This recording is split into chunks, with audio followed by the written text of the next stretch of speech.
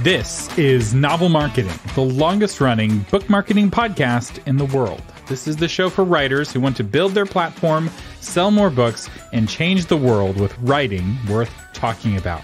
I'm your host, Thomas Umstattd Jr., and today we're going to talk about social media. Yes, social media. This is not my favorite topic, but it is a critical topic, and it's one that a lot of authors spend a lot of time thinking about and talking about. And often when we talk about social media, and other gurus as well will say, just pick one social network and focus on that one, and find one that works for you. And what I've realized is that this is not enough info, because inevitably people pick Facebook when you give them that kind of advice. And Facebook, for most authors, most of the time, is the wrong pick. So I'm going to try a different approach. We're going to go through the different social networks and talk about what kind of authors thrive on those social networks. And when I talk about thriving, a good metaphor to use is like a plant. There's certain environments where certain plants will thrive. So a palm tree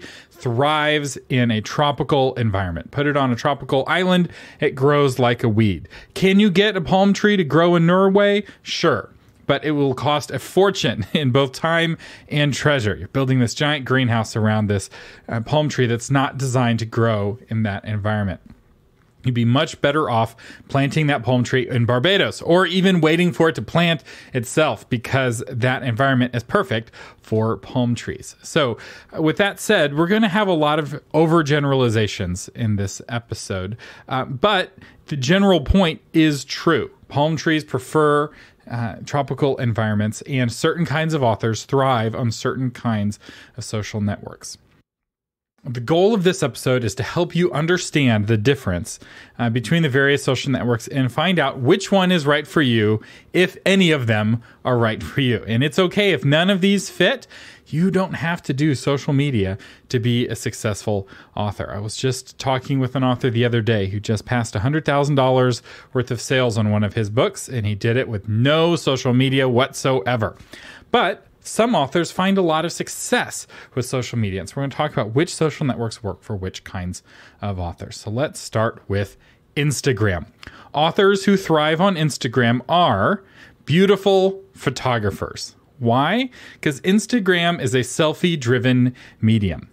The better you look in your selfie, the easier it will be to get followers. There's a reason why fashion models and celebrities do so well on Instagram. Instagram is a real-time celebration of the current cultural definition of beauty. And it's also a celebration of excellent photography. So Instagram, when it started, it was all about adding filters to make mediocre photos look better. And each year, people use fewer filters. In fact, a lot of people don't even think of Instagram as having filters anymore because of how much less popular the filters have become. And instead, Instagrammers are relying more on excellent photographic technique. So it's all about just taking really good photographs. So my wife, my beautiful wife, who took a photography class in college, is amazing at Instagram. It plays very well to her strengths.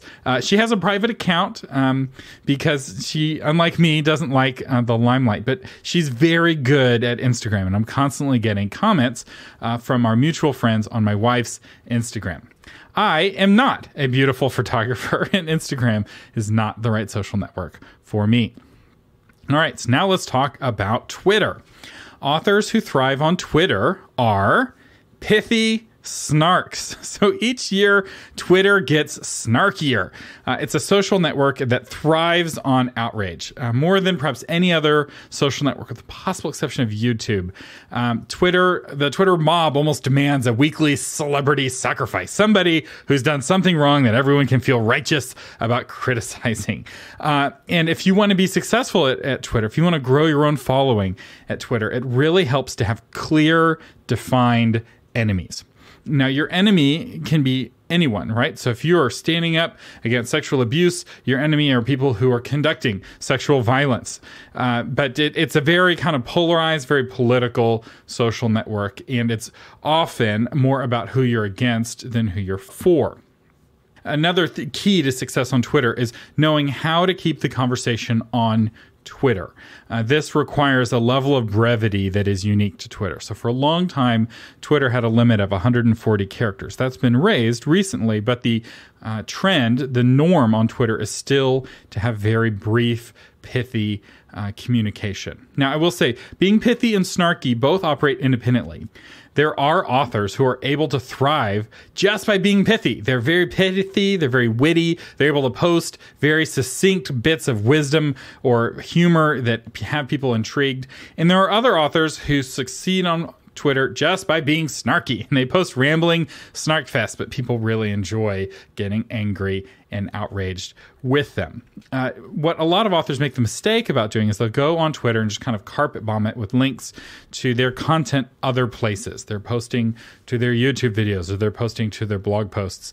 And the Twitter culture isn't big on that. What Twitter wants is to have conversations that stay on Twitter, which can make it a little bit tricky when you are wanting people to go and buy your book. But you can make it work, and certain authors do very well on Twitter, especially if they're very snarky. I found that kind of personality really enjoys Twitter. That kind of person is probably already on Twitter. If you aren't on Twitter, if you've gone the last 12 years without getting on Twitter, Twitter's probably not going to work for you because it's attracted the kind of people who are going to do well on it. All right. Now let's talk about Facebook. Authors who thrive on Facebook are rich advertisers. So Facebook no longer allows you to reliably communicate with your fans without paying for it. If you pay, you can even talk to other people's fans too. So advertising on Facebook is incredibly powerful. It's arguably the most nuanced, powerful advertising platform in the world, which is why Facebook is such a wealthy company. The only other advertising engine that rivals Facebook is Google. The advertising approach is fundamentally different. So with Google, you're targeting people who are searching for a certain thing, and you want to be that thing that they search for. On Facebook, though, you're able to target a certain kind of person, and you can target people based off of all kinds of demographic, psychographic, and interest-based areas. So another author who built a following on Facebook, you can advertise to that author's fans. And if you invest in building a platform on Facebook, other authors can pay to advertise to your fans. So it is really an advertiser's game. It's an advertiser's platform. And if you are a savvy advertiser and if you have the money to pay for advertising, you can do very well on Facebook. And I know authors who are able to attract many, many readers profitably using Facebook ads. In fact, we've had episodes recently on the show. Chris Fox uses Facebook very successfully to buy readers effectively. He's able to buy $1,000 worth of readers for effectively $500 worth of ads. Or I think $300 worth of ads. So it's a really good bargain for him because he's a savvy advertiser. And if you want to learn more about that, you can listen to that episode. That is episode 193, and we will have a link to it in the show notes. Now, Facebook groups can still work for organizing launch teams. A lot of authors have success organizing their launch teams on Facebook, and there's a lot of good arguments for organizing your launch team on Facebook. And they can also work for connecting small communities or large communities for that matter. So there's a lot of author communities that will talk to each other and give helpful information. And the Facebook group for this podcast is a great example. And we'll have a link to it. Those of you who are not on the Facebook group, it's actually one of my favorite Facebook groups. It's a pretty vibrant Facebook group. People post questions. I get on there and answer questions. But even better, other listeners of this show answer questions. And if you want to get answers to your book marketing questions from a savvy group of folks, we have a really savvy group of listeners. There's a reason why many of our listeners become guests on our show eventually, because they really know what they're talking about. So there are ways of making Facebook work, but in general, Facebook is a platform primarily for wealthy advertisers. All right, let's talk about Quora. Authors who thrive on Quora are helpful intellectuals. So Quora, which is my favorite social network, is all about asking smart questions that smart people want to answer. It's one of the friendliest and most helpful social networks on this list because it's all about gathering knowledge. So it's in some ways it's the least superficial of the social networks. It's not about being beautiful or posting beautiful photos. It's not about being witty and pithy. It's about diving deep on topics that are deep topics, whether it's history or philosophy, psychology, technology. It's more of a nonfiction world. It's more for nonfiction authors to kind of use it as a marketing tool, but it's actually incredibly helpful for novelists who are wanting to do research. If you wanted to know who would win 500 elves from Middle Earth or 500 Klingons from the Star Trek universe, and you wanted fans of those particular topics to debate, right? Because you have species that are based off of those in your book. Quora is the one place where you could get actual Klingon experts and actual Tolkienian elves experts to answer your question and put a lot of thought into it. It's actually quite fascinating. Some of the things people go into embarrassingly high amounts of research. In fact, there's a great series of questions I saw about what would happen if the Empire from Star Wars attacked Earth. And it wouldn't turn out as bad for the Earthlings as you might think, because Star Wars technology is completely devoid of any protection from hackers. All of those systems are super easy to hack, and they have no internet. So while we don't have the spaceships, we have the computers, and we can make their lives very difficult. But Quora also has the lowest concentration of celebrities of any of the social networks on this list. It has the least amount of buzz from like mainstream media. And so it's, in some ways, it's probably the easiest of all of these social networks to get started on right now, because it's still kind of in its early days, depending on which area you're building your expertise in. So I personally really like Quora. This of the ones that fit me personally, I try to be a helpful intellectual.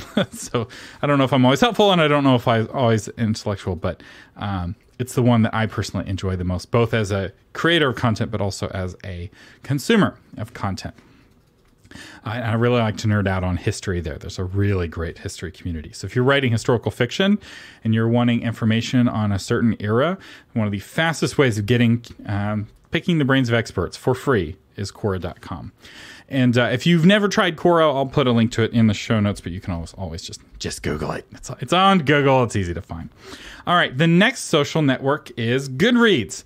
Authors who thrive on Goodreads are amazing writers. So Goodreads readers are much more honest in their reviews than Amazon reviewers, because they're writing their reviews for their own friends rather than for strangers.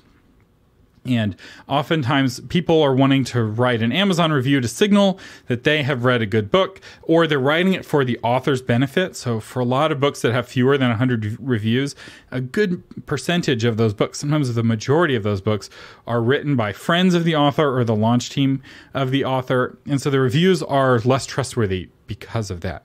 Whereas Goodreads reviews are sorted based off social proximity. So if I have a friend who's reviewed a book, his review is going to show up first above all of the most helpful reviews and the top reviews, etc. And because of that, this tends to have more of a friends talking to friends about the books that they like and don't like. Now, writing a good book and being a good writer is contingent on the reader of the book and on the market, right? One person may think a book is excellent, and one person may think that exact same book is terrible. So the key here is good book to reader fit. And the way to have good reviews on Goodreads is as much about your cover and description as it is about your writing. Your cover and description need to describe your book in such a way where it makes a promise that people want that promise, right? This book is going to be entertaining. This book is going to be educational, whatever the promise is that relates to your book. And then the inside of your book needs to deliver on that promise. If your promise is rednecks are going to shoot zombies with shotguns, then there had better be on the inside of that book, rednecks shooting zombies with shotguns, right? The kind of person who's attracted to that kind of cover is not looking for the same thing somebody who's reading a cozy mystery is wanting to read. So good product market fit or book market fit is critical for success on Goodreads. The only people who need to think that your book is a good book are the people who read it. So it's okay for most people to think that your book is not for them. As long as they don't think the book is for them, they're not going to read it and they're not going to leave reviews for it.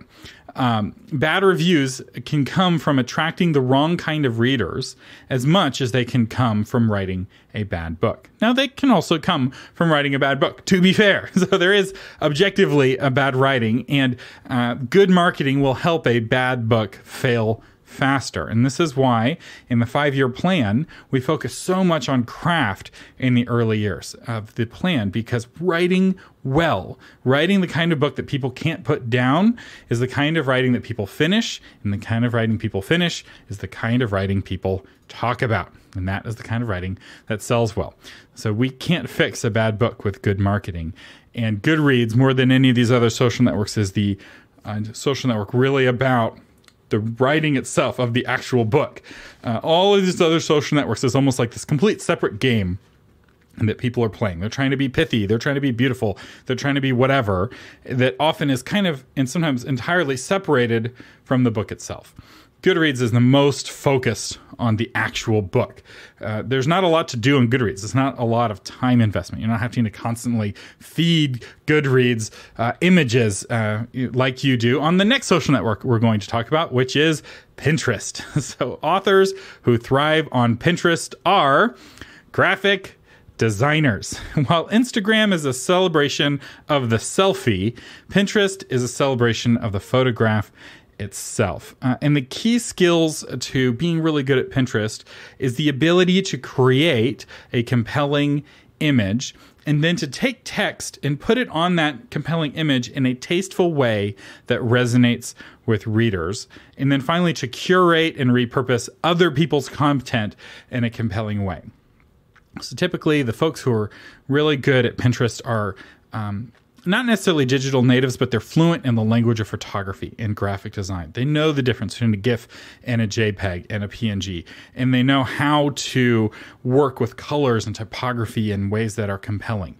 They have passionate opinions about fonts and which ones are to never be used and which ones can be used. And they could rattle off dozens of fonts from the top of their head and which ones they like and which ones they would never use under any circumstances. It's a certain kind of person who does really well on Pinterest. And Pinterest, more than any of the other social networks, is the most politically charged from the corporate perspective. So Pinterest, there was recently a whistleblower, I'll link to the news article about it. There's a bunch of news articles about this, but they silence political voices that they disagree with. So Pinterest does a lot of viewpoint discrimination.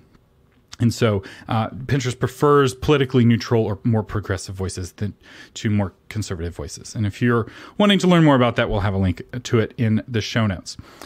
And in fact, on my other podcast, one of my listeners, we talked about this in the show, and she kind of rolled her eyes because she was getting a lot of traffic from Pinterest. And the very next week, Pinterest suspended her account. So it is a real risk. And depending on where you are on the political spectrum, you want to look at it to know if you are building a rock or building your house on shifting sand. Because getting your account turned off that you spent years building is no fun for anyone. All right. So next, I know we're going through these social networks very quickly, but again, this is just an overview to let you know, hey, is this a fit for me? Yes, no. So the next social network is Reddit. Authors who thrive on Reddit are passionate nerds. And when I use the word passionate, I'm using it in its old meaning, which is suffering, right? The passion of the Christ is the suffering of the Christ. And the people on Reddit are so enthusiastic about their area of passion, whatever it is, they're willing and do suffer for it. They are just that passionate. This means they are very emotionally fickle. They either love you or they hate you. But whatever it is, they do it passionately. And there's subreddits on every topic imaginable. But while on Quora, people are a little bit more detached and aloof, people on Reddit are very enthusiastic and very passionate. And Reddit is defined as much by the upvote as it is by the downvote. So no social network celebrates the downvote quite as much as Reddit. In fact, a lot of social networks don't have a downvote. In fact, when it comes to features, most of these platforms have almost all the same features. You can post video, you can post audio, you can post photographs, you can post text, you can private message people. It's very similar from platform to platform. The main thing that differentiates these platforms is their culture. It's the people who use them and what those people are expecting. And the kind of authors who thrive on Reddit share the same level of suffering passion for their area of focus as the users of Reddit. If you are in a room full of nerds, the nerd, you will thrive on Reddit. So if you're in a room full of band nerds and the band nerds see you as a band nerd, and even like the most nerd of all the band nerds, you're exactly the kind of person who's going to do great on the band subreddit or whatever it is that you're focusing on. So it's not just like kind of the traditional things that people nerd out on. There's a lot of subreddits on Reddit on a lot of different topics, but all of the traditional things people nerd out on are well represented on Reddit. So if you're a computer nerd or a sci-fi nerd or a fantasy nerd or a Tolkien nerd or a Game of Thrones nerd, all of those things are well represented on Reddit, and it's an opportunity to connect with other people. And I will say there is a love, once you're famous enough, people may develop a subreddit around you and around your writing. But your level of control is less on Reddit than it is on some of the other social networks. And anyway, the culture is just a little bit different there. Most authors who write in kind of your traditional genres, like romance and kind of the more female-dominant genres, are less active on Reddit, because Reddit, more than I think any of the others on this list, with the possible exception of Quora, really skews male. So while at least in America most Pinterest users are female, most Instagram users are female, even most Facebook users are female, Reddit is much more masculine in its user base. So the types of fiction, anyway, that does well on Reddit tends to be the kind of books that men are more likely to read. So sure, men read romance and women read sci-fi. It's not a complete split. But again, we're talking about thriving, right? We're talking about what is the island your palm tree is most likely going to grow healthy on. And some genres are more suited to Reddit than others. All right, let's talk about LinkedIn. So authors who thrive on LinkedIn are expensive consultants. So LinkedIn is where people go when they want to talk business with business people. If you get a new job, if you're looking for a job, LinkedIn is where you're at. In fact, a lot of people are very passive on LinkedIn until they're looking for a job, and then they're very active, right? They may ignore LinkedIn for a year, then they decide, I don't like my job anymore, I want a new job, and suddenly they're spending an hour on LinkedIn every day. This is an environment that consultants thrive on. And if you're selling your consulting for $200 an hour or $500 an hour, it's not hard to sell a $20 book on your area of expertise, right? Compared to buying an hour of your time, that book is a bargain. So while a lot of other genres would be like $20 for a book, that's a fortune. An expensive consultant, it is not a fortune. It is a bargain. And this was actually a discovery I had when I was first starting a business. I realized I could get access to the brains of many of the top consultants in the world without having to hire them. I just had to read their book. So I would buy their book on Audible. I would listen to it. I'd have an hour or 2 or 10 or 20 hours of their voice in my head, giving me their distilled wisdom. And I found it to be incredibly helpful. So an interesting thing about the types of authors who thrive on LinkedIn, they tend to not identify as authors. They see themselves as consultants who write or speakers who write rather than writers who consult or writers who speak. So I think that that's an important distinction to make. It's hard if you're writing fiction to make LinkedIn work for you. That's just not the right environment for most novelists. Unless you're writing a business parable, right? If you've written a story that illustrates a business principle, LinkedIn may be perfect. All right, let's talk about Medium. Medium is a blogging platform, and authors who thrive on Medium are insightful bloggers. Now, you can write blog posts directly on Medium. You can also repost blogs from your WordPress blog or wherever your blog is hosted. And one of the things I like about Medium is that it reposts your content, if you set it up to repost to Medium, in a way that preserves the search engine rankings of the original post. So Medium, by default, sets up canonical URLs to honor the original post, so you don't get dinged for duplicate content like you normally would if you had your blog cross-posted. So we'll do an episode on SEO soon, search engine optimization, and how Google works and all of that. So don't worry if I said canonical URLs and you didn't know what I was talking about. Don't panic. We'll get into that in a later episode. Medium readers, though, expect full coverage of a topic. This is not where you post your pithy 400-word post. This is where you fully explore whatever it is that you're talking about. Medium articles have a rating estimate, where it's 5-minute read or 10-minute read. And people come to Medium articles expecting to invest 5 minutes plus into whatever it is that they're reading. So it's a more kind of thought through, it's a more contemplative medium. Medium. It's a more contemplative medium, and the website is Medium. All right. So the next social network and final specific social network we're going to talk about is YouTube. Authors who thrive on YouTube are beautiful videographers. So many of the successful YouTubers are good both in front of and behind the camera, especially in their early years. So most people can't afford a video production crew to stand behind the camera, so they have to be the talent behind the camera as well. And sometimes this goes all the way to the top. So Pewdiepie, who's the number one individual YouTuber, he does his own filming, and he does some of his own editing. In fact, he recently got rid of one of his editors, so he's doing a lot of his own editing now. And he's also the sole talent in front of the camera in 99% of his videos. This is a guy who has over 100 million subscribers, and he's still doing his own editing. This is the kind of skills that are required to be good at YouTube. People who are very comfortable editing video and are comfortable standing in front or sitting in front of the camera. Also, authors who thrive on YouTube have a good idea of what videos will resonate with their target audience and a way to communicate it visually. And this is really the key. YouTube, to really work, has to be visually interesting. You can't just talk into the camera for 10 minutes.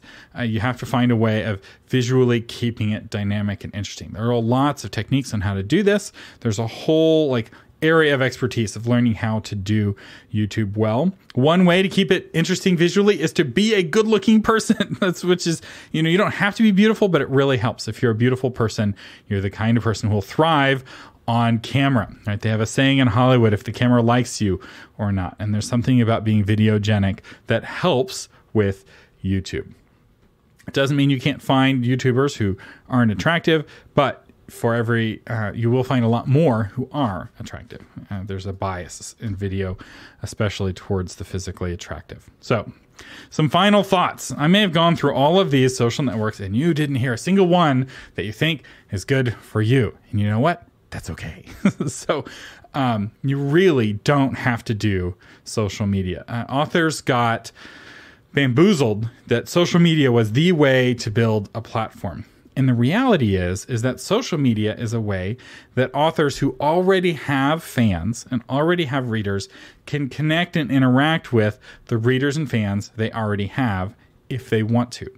It's not, in general, a great way of turning strangers into readers because most of the social networks, the game of the social network is so different from the actual act of reading your novel that being good at the game, right? You're really great at having hot takes on Twitter and the most recent political thing that happened. You've got a great hot take and you're able to be snarky right with the rest of them, and you're witty and you're funny. You can banter and you get lots of retweets and likes.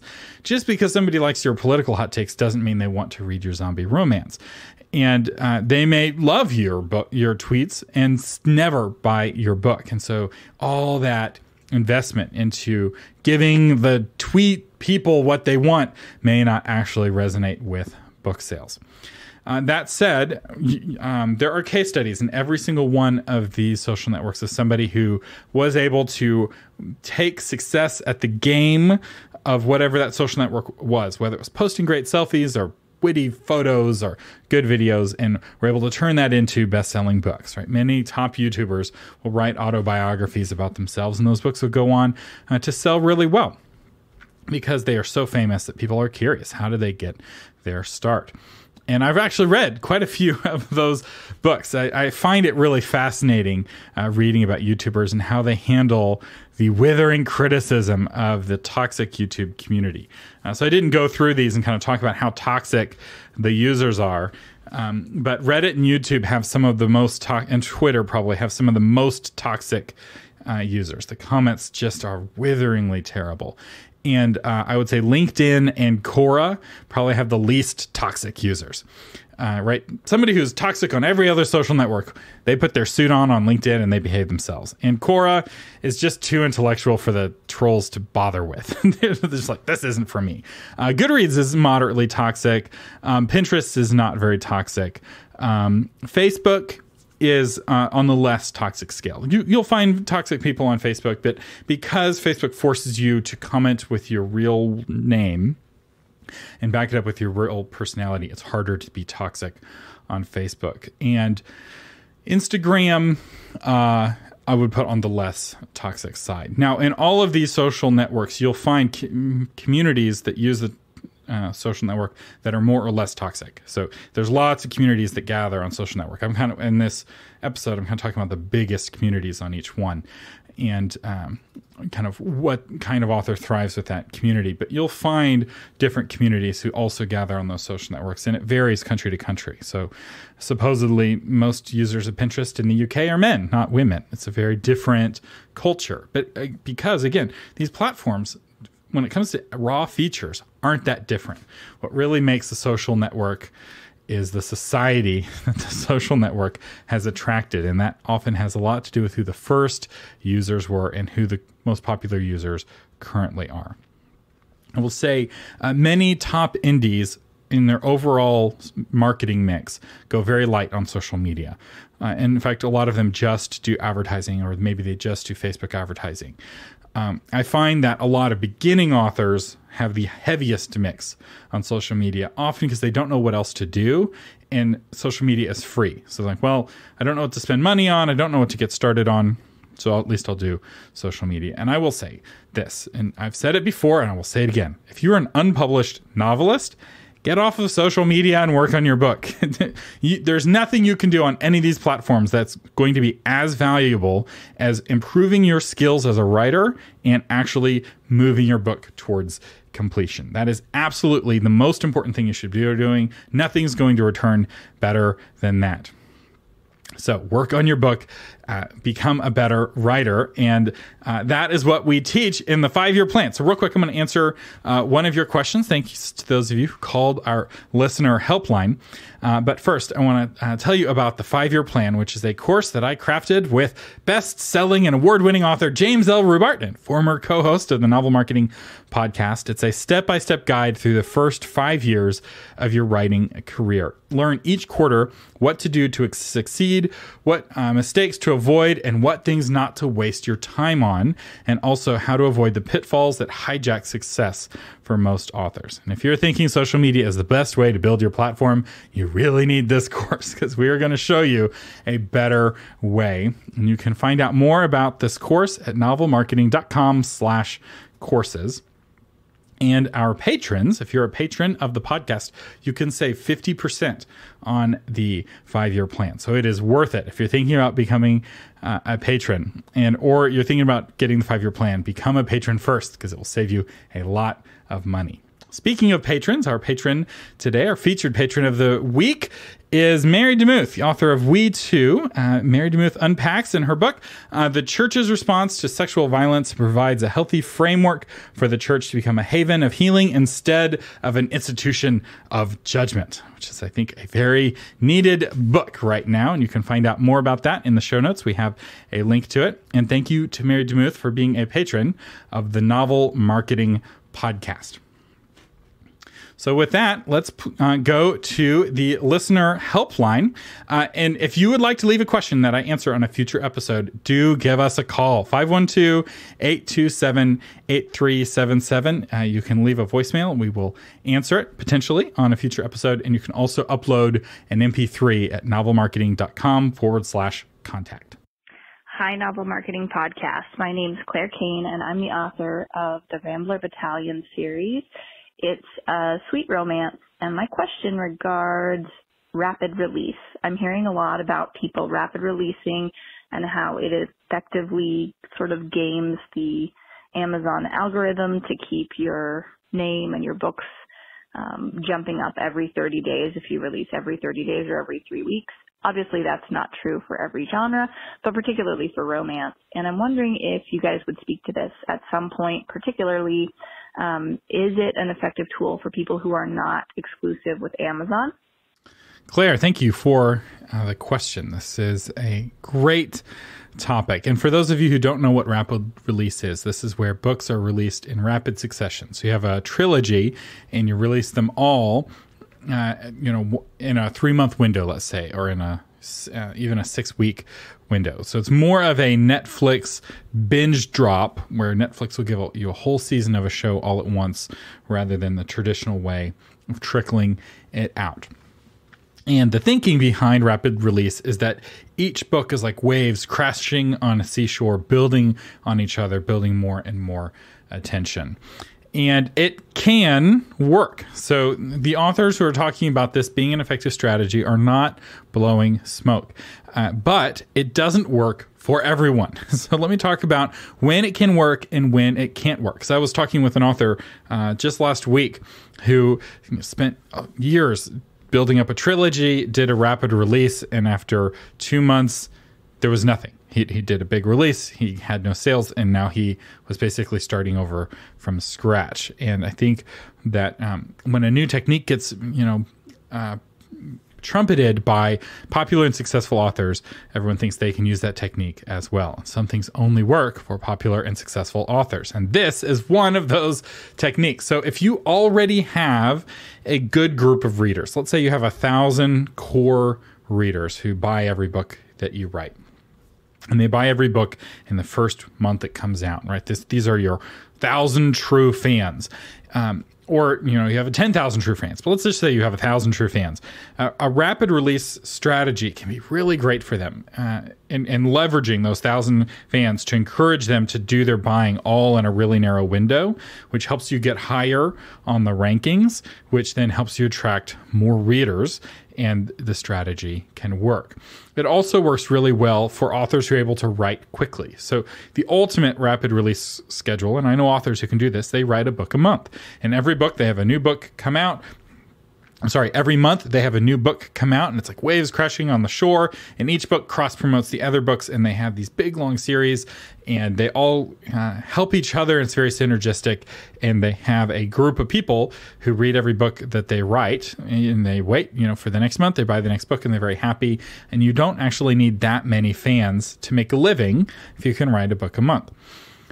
Obviously, not very many authors are able to write that quickly. It works better in certain genres than others, and it's not recommended. If it takes you a year to write a book, I don't recommend waiting 3 years and then doing a rapid release of your trilogy. I don't think that's a good strategy, because there is a lot to be said about the traditional launch strategy where you give each book its due.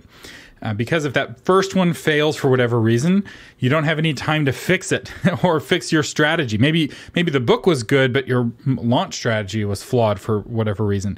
If you're going with the traditional model where you're launching a book a year, let's say, you have a whole year to learn from your mistakes and put together a better, newer strategy.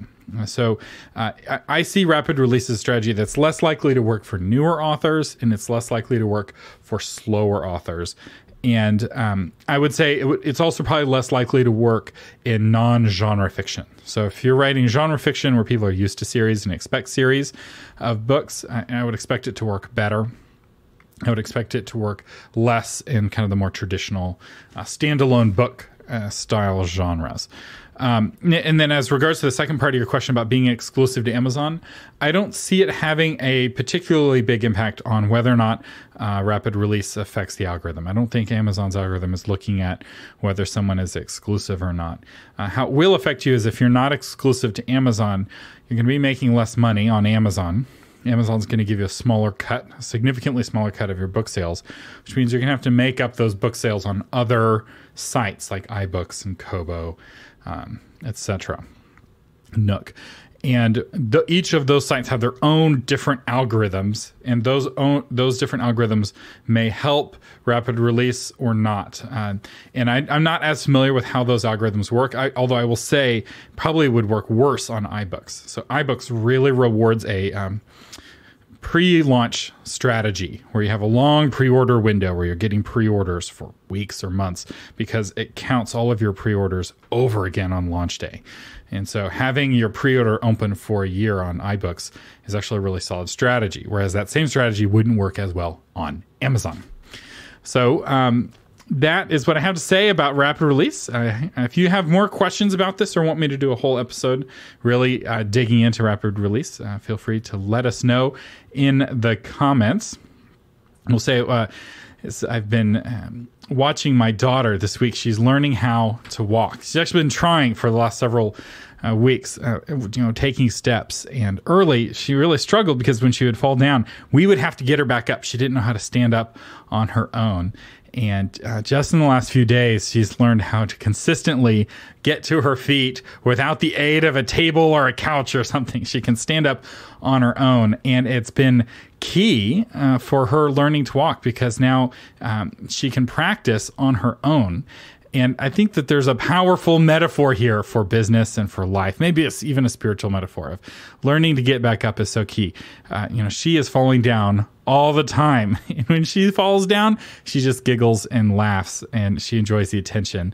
And when she takes 3 steps, we're counting them as she does it. And we're very excited for her. Although not too excited. I'm actually in no rush for her to learn to walk because she's already a very busy baby and gets into all the trouble she possibly can get into. And as a walker, it's only going to accelerate. But anyway, it's been fun to watch. So that's the latest from the home front. Do let me know what you think of this format. I'm going to keep experimenting with formats, but this kind of topic and then kind of announcements and then question followed by personal update, if there is any, is the current format. We'll see what you think. Feel free to leave a comment on novelmarketing.com or in the Facebook group. And don't forget the Listener Helpline, 512-827-8377. Do send in your question. This show won't work, or at least this format won't work without your voice questions. So hey, it's free promotion for your book. Anyway, thank you for listening. You've been listening to Thomas Umstattd Jr. on the Novel Marketing Podcast, giving you innovative ideas on how to promote yourself and your writing offline, online, and everywhere in between. Thanks for listening.